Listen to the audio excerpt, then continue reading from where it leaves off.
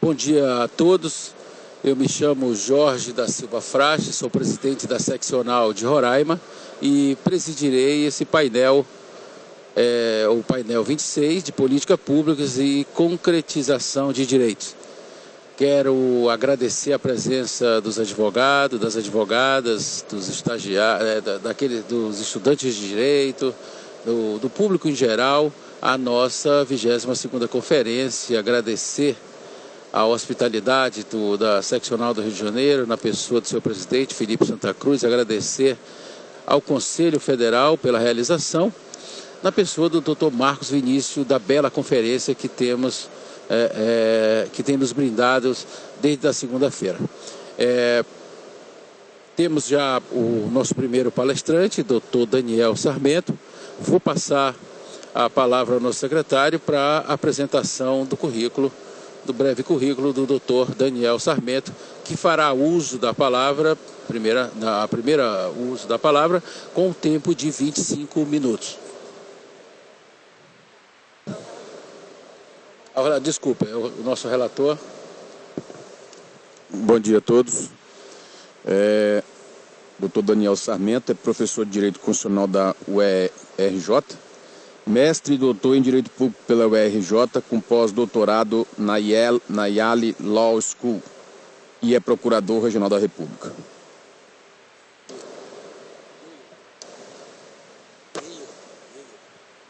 Universidade Yale. Ótimo, então passo a palavra ao Dr. Daniel.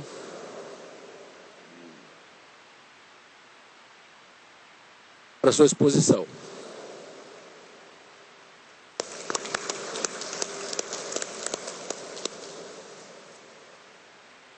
Vou querer o fone, assim eu não consigo ouvir. Precisa. Eu inicialmente agradeço a Ordem dos Advogados do Brasil, é uma honra, um prazer estar aqui hoje com vocês, dividindo algumas reflexões sobre esse tema tão importante da eficácia dos direitos sociais. Saúdo todos os meus colegas de mesa, na pessoa do professor Casalta Nabais, enfim, cumprimento a todos e passo logo à discussão do assunto. Pois bem, todos sabem que o Brasil é um país que tem uma história muito acidentada em termos de eficácia das normas constitucionais.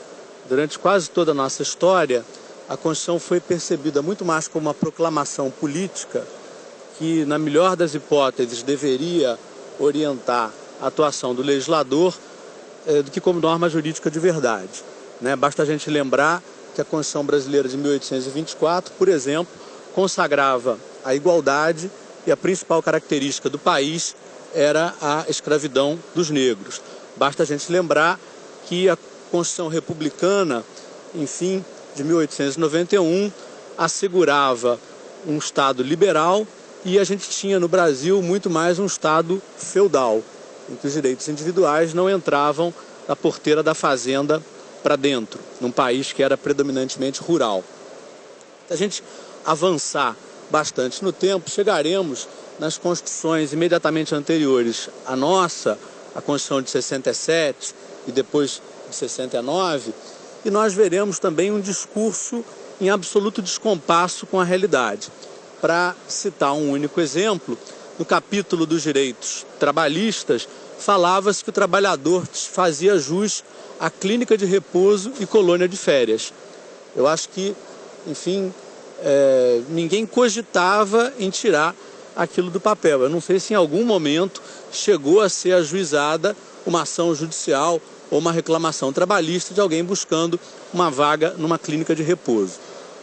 Então, era um pouco essa a nossa história. E a Constituição de 88 veio com o propósito de romper com isso.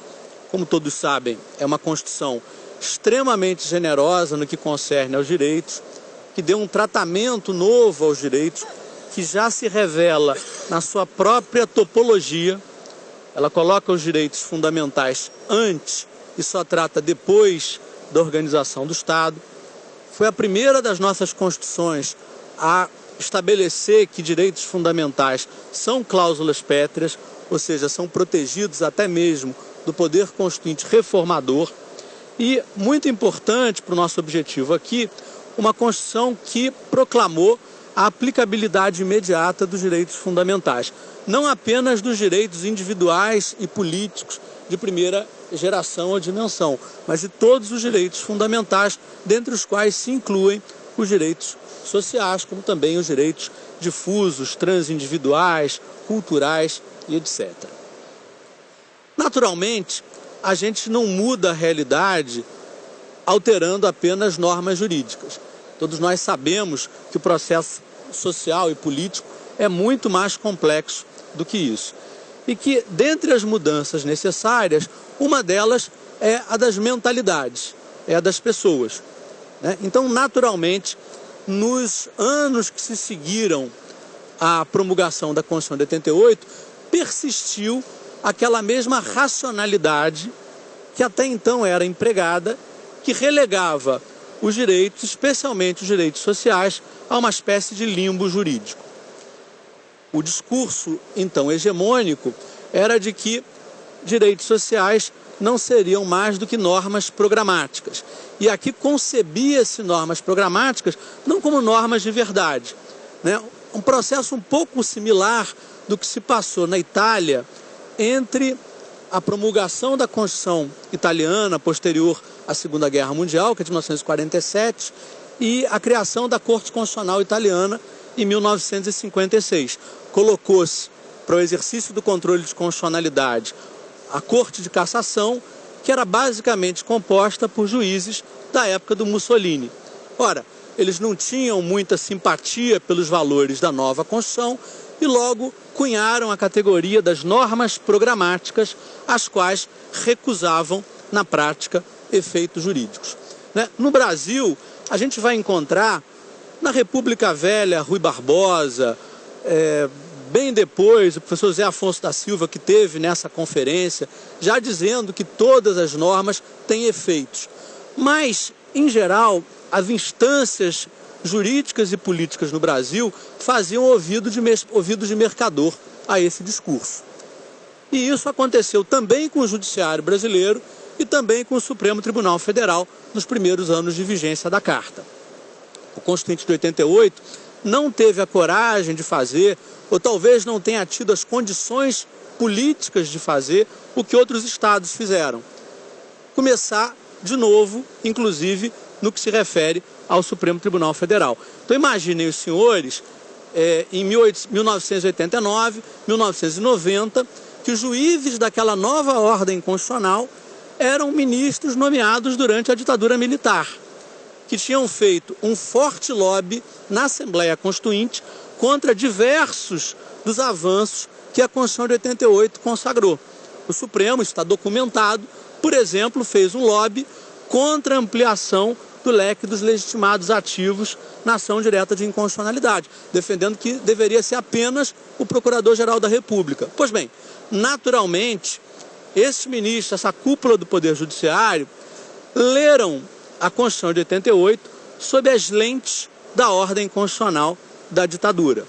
Daí a falarem, por exemplo, que o mandado de injunção servia tão somente para notificar os órgãos em mora na elaboração das normas. Daí a afirmarem, por exemplo, que urgência e relevância, requisitos de edição da medida provisória, eram questões políticas insuscetíveis de apreciação jurisdicional. Daí também a afirmarem que direitos sociais seriam normas programáticas e que, por conta do princípio da separação de poderes, por conta do respeito devido ao espaço da discricionariedade política do legislador e administrativa do executivo, essa deveria ser uma seara de não intervenção jurisdicional a priori. Esse discurso vai mudando na medida em que a Constituição de 88 vai penetrando em corações e mentes, na medida em que a mentalidade dos operadores do direito vai também se alterando, e não só dos operadores de direito, da sociedade como um todo, que vai ganhando uma consciência maior dos seus direitos e, de certa maneira, talvez não confiando tanto no processo político majoritário, não confiando tanto na esfera da burocracia estatal, passou a buscar o judiciário para a afirmação dos seus direitos sociais. Faço aqui um brevíssimo parênteses para dizer que não estou com isso afirmando que o Poder Judiciário deve ser ou tem condições de ser o principal locus de realização, de concretização dos direitos sociais. Eu não acho isso, não acho que tem como ser assim. A política majoritária, as leis, são absolutamente fundamentais para que esses direitos se concretizem. Se pensarmos, por exemplo, em aumentos do salário mínimo, em programas como Bolsa Família, em, enfim, medidas variadas nas mais diversas áreas, a gente vai perceber que sem uma atuação da esfera política, a gente não tem como, de fato, concretizar, realizar direitos sociais. E sem uma cidadania, de fato, engajada, que reivindique esses direitos, isso também não é possível. Pois bem, de todo modo, o meu foco central aqui será na proteção judicial dos direitos sociais. Quais são as dificuldades que essa proteção judicial enseja? Então, em resumo muito apertado, a gente pode falar de 3 argumentos. O primeiro argumento é de que direitos sociais envolvem custos, envolvem recursos que são escassos e que, num ambiente de escassez, seria mais legítimo que a decisão do que priorizar coubesse a quem é responsivo ao voto popular, coubesse ao legislador na hora em que elabora o orçamento, coubesse posteriormente ao executivo na hora que executa o orçamento e não a juízes que a gente não elege e que a gente não tem como destituir se estivermos insatisfeitos com o seu desempenho. Esse é o argumento que eu chamaria de democrático. O segundo argumento é o argumento do elitismo. A gente sabe que no Brasil, em que pese os muitos avanços que têm ocorrido, o acesso à justiça ainda está longe de ser igualitário. Então há um discurso de que quando nós enfatizamos muito a esfera jurisdicional como a de realização dos direitos, aqueles que têm maior acesso à justiça acabam tendo um privilégio na obtenção, enfim, de benefícios que não são automaticamente extensíveis para todos. A lógica é de que toda escolha que é explicitamente alocativa, implicitamente ela é desalocativa. Em outras palavras, a gente tem um bolo, se você aumenta um pouquinho o pedaço do bolo para uns, provavelmente vai faltar bolo para outros. Ora, como quem procura o judiciário com frequência não são os mais pobres, com frequência são aqueles, enfim, que têm um nível de instrução melhor, que têm às vezes um melhor conhecimento dos seus próprios direitos, se o principal espaço de realização dos direitos fosse a prestação jurisdicional, os direitos sociais que nasceram sob essa ótica de promoção da igualdade material poderiam paradoxalmente se converter numa espécie de Robin Hood às avessas, tirando dos pobres para dar para a classe média ou para dar mesmo para os ricos. E o terceiro argumento é um argumento que tem a ver com capacidades institucionais. A gente sabe que a formulação e a implementação dos direitos sociais depende completamente de políticas públicas e que essas políticas públicas envolvem conhecimentos técnicos que, em geral, juízes e operadores da área do direito não têm. Então, às vezes, juízes e operadores do direito, cheios de boas intenções, podem, no afã de otimizar a proteção de direitos, prejudicá-los. Eu, além de professor, sou também membro do Ministério Público Federal e, de vez em quando, me deparo com ações do tipo: aqui no Rio de Janeiro, muitos devem saber, existe um hospital de ponta no tratamento do câncer, que é o INCA. Então, ações de pacientes que querem ser internados no INCA. E aí, às vezes, os administradores desse hospital dizem assim: olha, se eu internar esse, vai faltar vaga, eu tenho que desinternar um outro. né? E os critérios médicos são esses aqui. Quer dizer, se o juiz busca substituir os critérios médicos pelos seus, a gente pode ter problemas. Essa questão da capacidade institucional tem também um outro viés. O processo judicial, sobretudo o processo judicial individual, ele provoca o que muitos chamam de uma visão de túnel. Você consegue olhar quem está do outro lado, quem está na outra ponta, que é o titular do direito. Mas você não consegue perceber, porque isso não é discutido no processo, o impacto de que multiplicação daquele tipo de decisão pode gerar para outras pessoas, para outros titulares de direitos, para a implementação de políticas públicas que, de fato, teriam o condão de universalizar o que se pretende quando se prometem direitos sociais. Então, são essas as principais objeções. Agora, eu tento responder a essas objeções, mas levando-as a sério, não partindo da premissa de que são apenas um discurso reacionário que visa se insurgir contra a possibilidade de concretização judicial dos direitos sociais. Então, primeira questão importante. Se direitos sociais são direitos, eles devem poder ser reivindicados em juízo. Direitos fundamentais, numa conhecida formulação do autor norte-americano Ronald Dworkin, são trunfos que se impõem contra as deliberações da maioria e que se impõem contra o descaso das maiorias. Então, é evidente que existe uma margem política para a realização de escolhas, para, enfim, eleição de prioridades, de onde vai se gastar num cenário de escassez. Mas essa margem não é infinita. Em alguma medida, ela é e deve ser constrangida pela garantia de direitos fundamentais sociais. E o fato de que os direitos sociais envolvem custos não é uma exclusividade deles. Direitos políticos e individuais também envolvem. A gente está vivenciando um processo eleitoral e a gente pode perceber os gastos que uma eleição envolve. E nem por isso, historicamente, se tem denegado a possibilidade de garantia dos direitos individuais e dos direitos políticos. Por outro lado, a gente também pode apontar para algumas ideias e institutos que, empregados, têm talvez o condão de atenuar esses problemas que a proteção jurisdicional dos direitos sociais enseja. Então, vou muito rapidamente fazer alusão a duas categorias que vêm sendo exploradas pela teoria constitucional e pelo direito constitucional brasileiro e comparado, e depois vou compartilhar com vocês outras duas ideias que não são tão estudadas, pelo menos no Brasil. Então, duas categorias importantes. Uma é a ideia da reserva do possível.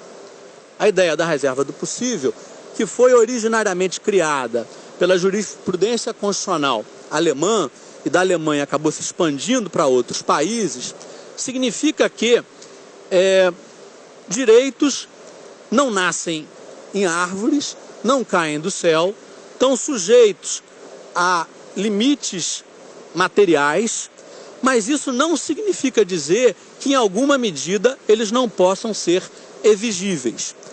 O discurso da reserva do possível não é o discurso da não sindicabilidade jurisdicional dos direitos. Pelo menos no Brasil, a reserva do possível que vem sendo mais enfatizada é a reserva do possível fática e não a chamada reserva do possível jurídica.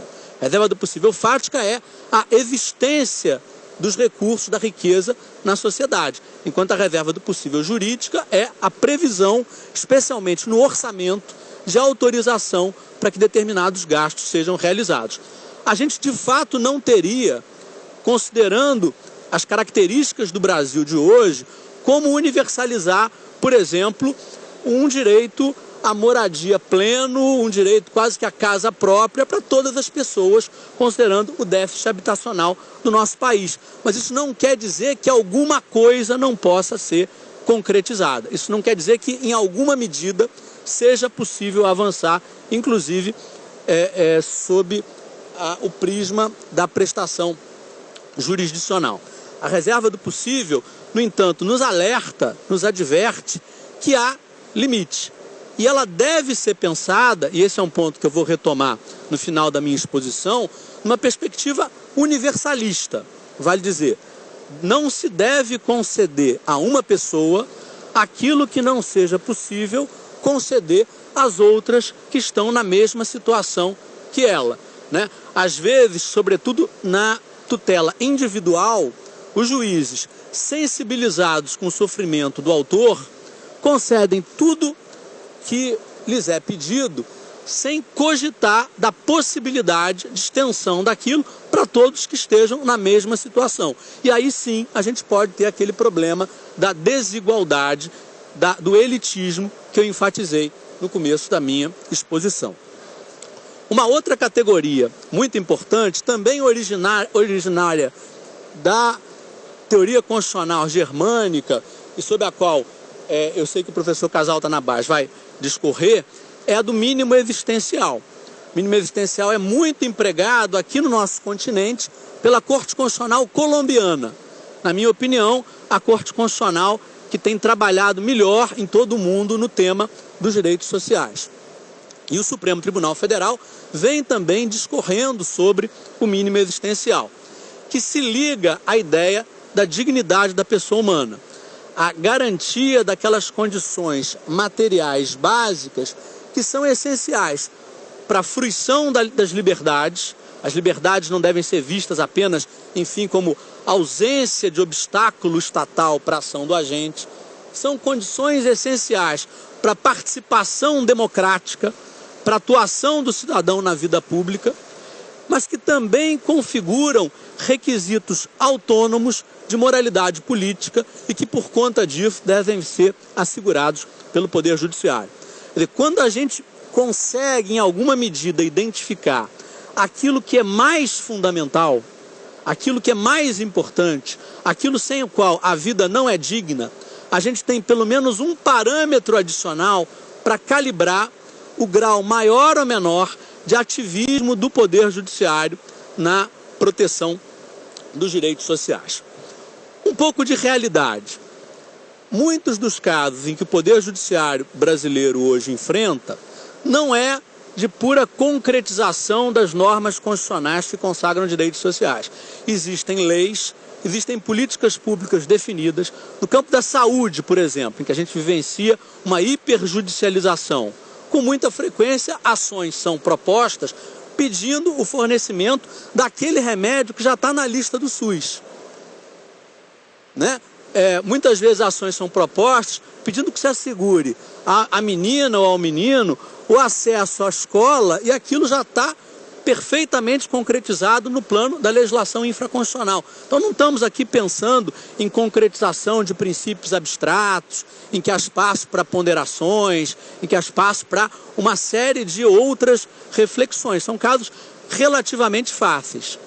Mas existem sim aqueles casos muito mais difíceis em que às vezes o papel jurisdicional pode ser dolorosamente o de dizer não, porque aquilo não é suscetível de universalização. Então me recordo aqui, num caso que foi julgado pelo Supremo Tribunal Federal e que teve como relator um ministro muito querido, que é o ministro Luiz Fux.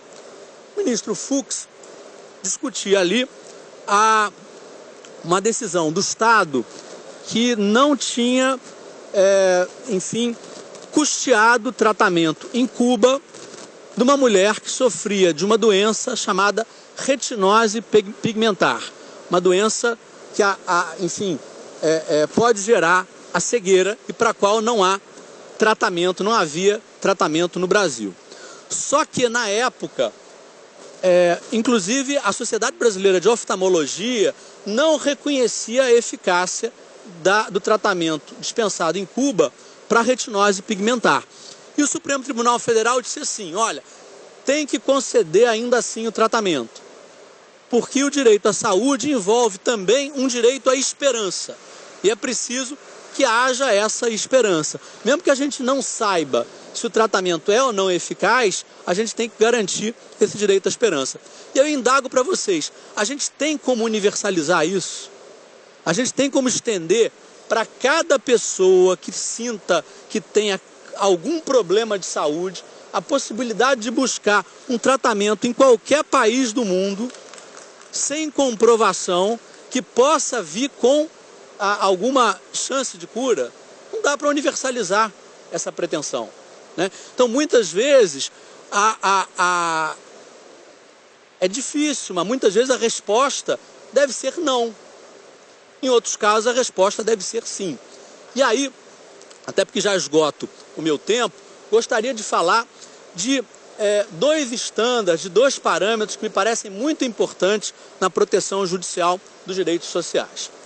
O primeiro, que eu já mencionei aqui, diz respeito à universalização. Na medida em que direitos sociais são mecanismos vocacionados à promoção da igualdade, é fundamental que nós os pensemos sob a ótica da igualdade. Não é para que se conceda a uma pessoa, pela via judicial, aquilo que não for possível estender a outras pessoas que se encontram na mesma situação. É por essa razão que eu tenho sustentado que, embora a via da proteção individual esteja aberta e seja viável, em matéria de tutela de direitos sociais, a via coletiva das ações transindividuais é preferível. Porque nela o tema da universalização inexoravelmente aflora e as decisões proferidas em favor de alguns servem para todos. Não há essa disputa, muitas vezes, pouco racional sobre recursos escassos. E o segundo parâmetro remete à necessidade de que haja diálogos institucionais no campo da concretização dos direitos. Que o judiciário não pense em si mesmo como, e aqui eu cito de novo o Dworkin, mas dessa vez não para concordar, mas para discordar dele, não como Hércules. O Ronald Dworkin tem essa metáfora do juiz Hércules, ele constrói a sua teoria a partir dessa ideia do juiz Hércules. Ora, o juiz não é Hércules. E se a gente constrói uma teoria para o juiz Hércules, quando operacionalizada por seres humanos concretos, de carne e osso, que tem, enfim, uma série de atividades, que tem uma vara cheia de processos, provavelmente não vai funcionar. Os juízes têm déficit de expertise para lidarem com políticas públicas e muitas vezes a atuação jurisdicional tem a ganhar em qualidade se ela incorpora esse diálogo com outros poderes. Rapidamente, dois exemplos, um do direito constitucional alemão, um do direito constitucional sul-africano e, finalmente, um exemplo também do Brasil. Direito constitucional alemão, o caso mais badalado nos últimos tempos em matéria de proteção dos direitos sociais, é conhecido como caso Hartz IV. Era um caso que versava sobre mínimo existencial. Há um programa de assistência social voltado para pessoas muito pobres na Alemanha e se disse que o cálculo daquele benefício não estava adequado, ele não incorporava algumas variáveis que deveria incorporar. Pois bem, o Tribunal Constitucional Alemão chegou a essa conclusão, diz que de fato aquele cálculo não estava adequado, que o valor tinha que ser diferente, tinha que ser maior. Mas ao invés de ele definir o valor ou definir todos os componentes, ele mandou aquilo para o legislador, fixando certos parâmetros que deveriam ser observados na elaboração de uma nova lei sobre aquele benefício social. Caso sul-africano, provavelmente o caso mais conhecido no mundo inteiro no direito constitucional comparado sobre direitos sociais. É o caso chamado Grootboom. O caso Grootboom versou sobre direito à moradia. Pessoas que eram desalojadas, paupérrimas na África do Sul, de áreas particulares e que invocaram o seu direito à moradia como resistência à tutela do direito à propriedade. Por sucessivos recursos, o caso chega à Corte Constitucional Sul-Africana. E ela analisa a hipótese e diz assim, olha, há uma deficiência grave nas políticas públicas da África do Sul no que concerne ao direito à moradia. Porque embora existam políticas, elas não são tão focadas na população mais miserável. Elas não estão tão focadas naqueles que estão em situação de desespero. Pois bem, ao invés dela definir a política ou de reformular a política, ela diz que o legislador deve fazê-lo, retém a jurisdição sobre o caso e chama para auxiliá-la uma comissão independente de direitos humanos sul-africana, de maneira que o processo não termina aqui e ela passa a exercer algum tipo de monitoramento sobre essa questão. Agora, há dias atrás, foi proferida uma decisão nessa linha, com essa índole, pelo ministro Luiz Roberto Barroso, no caso versando sobre a desaposentação. A desaposentação, em resumo muito apertado, é a discussão sobre aqueles que se aposentam, mas continuam trabalhando e contribuindo, se eles podem pleitear uma nova aposentadoria recalculada com valor melhor. O ministro Barroso disse assim, olha, a tese do governo, do INSS, de que não podem, não está correta. Porque essas pessoas continuaram trabalhando, continuaram contribuindo. A tese do outro lado, a tese, enfim, dos beneficiários, também não está correta.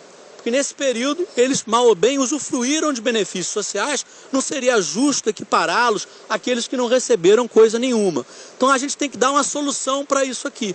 Mas que solução? E ele disse, olha, o Supremo não tem como formular essa solução. E remeteu o caso para o Congresso, mas fixou parâmetros e balizas para a definição dessa solução e disse, olha, se não vier uma solução num prazo tal, a gente tem aqui uma solução provisória. Pois bem, se a gente olha para a nossa história, eu comecei num tom pessimista a minha exposição, a gente vai ver que em que pese todas as vicissitudes, em que pese, enfim, a desigualdade, a pobreza que continuam caracterizando o nosso país, a gente tem avançado bastante nesse campo. O Brasil, por exemplo, saiu agora no mapa da fome elaborado pela ONU. Isso é uma conquista impressionante, né? O Brasil, em 20 anos, conseguiu universalizar o acesso ao ensino fundamental. O ensino fundamental ainda deixa a desejar, mas quem conhece pessoas mais pobres, de 50 anos, de 60 anos, vai perceber que elas estudaram até o primário, até a segunda, até a terceira série.